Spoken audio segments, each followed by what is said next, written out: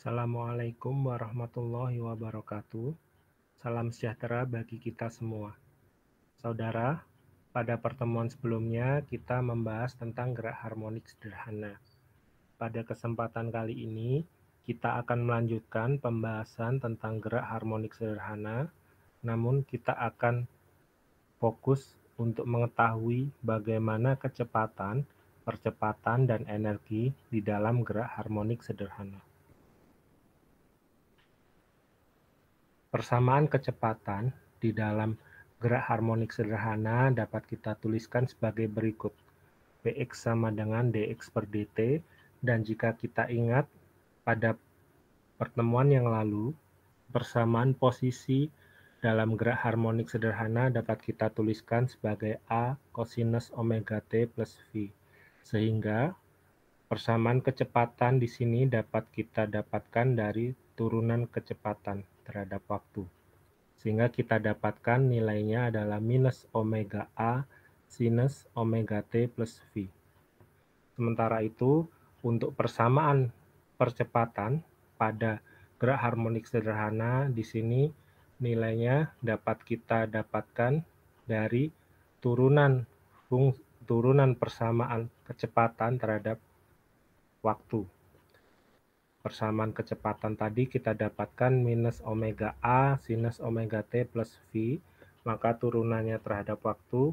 Di sini kita dapatkan minus omega kuadrat A cosinus omega T plus V. Nilainya sama dengan minus omega kuadrat X sama dengan minus K per M kalikan X. Untuk besaran energi dalam gerak harmonik sederhana dapat kita lihat sebagai berikut. Pada persamaan energi potensial, kita dapat tuliskan sama dengan setengah Kx kuadrat, di mana K ini adalah konstanta dan X ini adalah simpangan. Ya. Sementara untuk energi kinetik, dapat kita tuliskan sebagai setengah K dikalikan A kuadrat minus X kuadrat, di mana A di sini adalah amplitudo atau simpangan terjauh. Sehingga total energi yang bisa kita tuliskan sebagai penjumlahan energi potensial ditambah energi kinetik. Jika Anda jumlahkan dua persamaan di atas, akan Anda dapatkan nilai setengah Ka kuadrat. Nilai K sendiri dapat dituliskan sebagai omega kuadrat kalikan M. Nah, nilai tersebut bisa Anda amati dari persamaan berikut. Dua bagian di akhir ini, jika Anda sederhanakan, nanti akan Anda dapatkan nilai K sama dengan omega kuadrat kali M. Nah, berikut adalah contoh soal untuk menambah pemahaman kita. Nah, di sini pada studi kasus ini banyak gedung tinggi memiliki peredam massa, ya, yang mana peredam massa ini merupakan alat yang berfungsi untuk mencegah terjadinya osilasi akibat angin terhadap bangunan-bangunan ini. Alat ini biasanya berbentuk balok yang berosilasi di ujung pegas, ada ujung pegas dan dia berpelumas pada treknya. Jika bangunannya ini bergoyang, katakanlah ke timur, maka balok tersebut juga bergerak ke timur, tetapi tertunda sehingga ketika gerakannya akan berakhir, maka bangunan ini kemudian akan bergerak kembali ke barat. Nah, dengan demikian, gerak osilator tidak sejalan dengan gerak bangunan. Nah, misalkan balok ini memiliki massa sebesar 2,72 kali 10 pangkat 5 kg dan dirancang untuk berosilasi pada frekuensi 10 Hz dan amplitudo 20 cm, tentukanlah berapa total energi mekanik E pada sistem balok pegas tersebut, dan soal B-nya adalah berapa kecepatan balok saat melewati titik equilibrium. Ya. Nah, kita akan masuk ke poin yang A, bahwa energi mekanik E ini ya, yaitu penjumlahan dari energi kinetik dan energi potensial adalah konstan. Ini sepanjang gerakan dari osilator. Jadi, kita dapat mengevaluasi nilai E dimanapun selama gerakan ini berlangsung. Nah, karena kita memiliki nilai amplitudo dari osilasi, maka kita dapat mengevaluasi nilai E ketika balok berada pada posisi X sama dengan XM. Ya. Nah, ketika X sama dengan XM, maka V-nya sama dengan 0.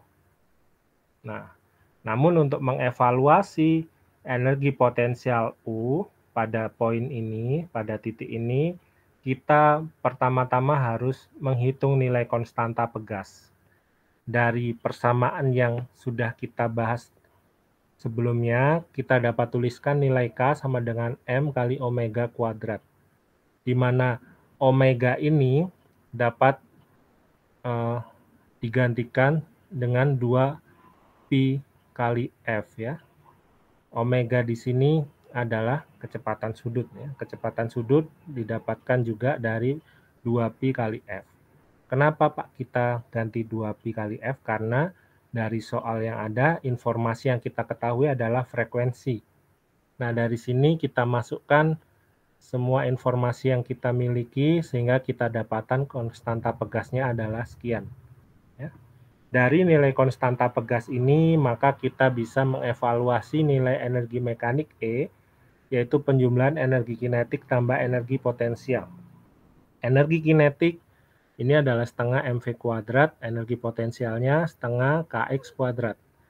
Pada energi kinetik, karena nilai V yang kita gunakan di sini sama dengan 0, maka energi kinetik di sini nilainya 0. Sedangkan energi potensialnya setengah kx kuadrat.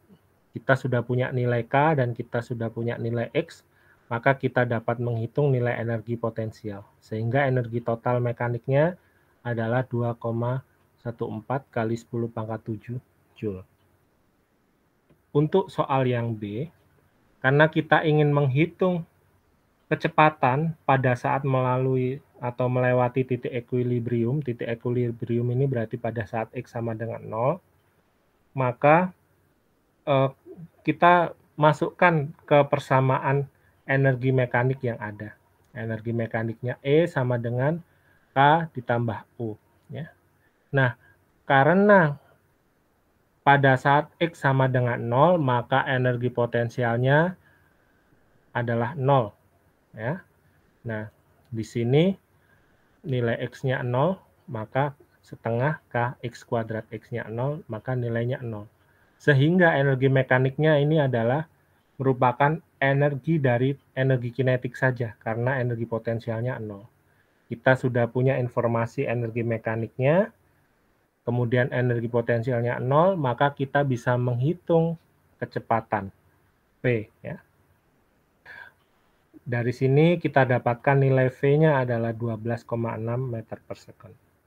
Karena E adalah energi kinetik seluruhnya, maka kecepatan yang kita dapatkan di atas, yaitu 12,6 meter per second ini, adalah kecepatan maksimum. Nah, demikian kuliah yang dapat saya berikan untuk pertemuan hari ini. Jika ada hal yang ingin didiskusikan dan ditanyakan, dapat Anda sampaikan melalui forum Kulino yang dibuat oleh dosen pengampu mata kuliah fisika di kelas Anda masing-masing. Terima kasih. Assalamualaikum warahmatullahi wabarakatuh.